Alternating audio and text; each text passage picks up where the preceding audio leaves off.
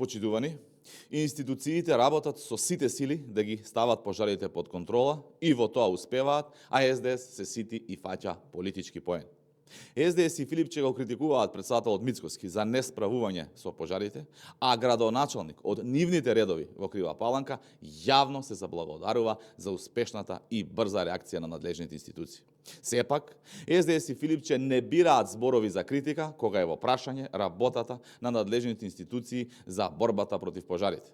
Иако за голем дел од пожарите има и осомничени кои намерно направиле пожари, СДС и Филипче се ситат на маката на народот.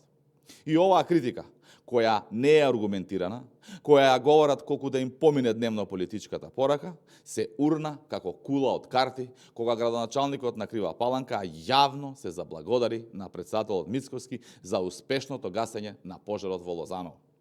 Сега кој е во право? СДС и Филипче кои само критикуваат или па градоначалникот на Крива Паланка кој бил таму на терен и заедно со надлежните институции го ставиле пожарот под контрола, за кој Сашко Митовски сам јавно на социјалните мрежи му се заблагодари на председателот Мицкоски.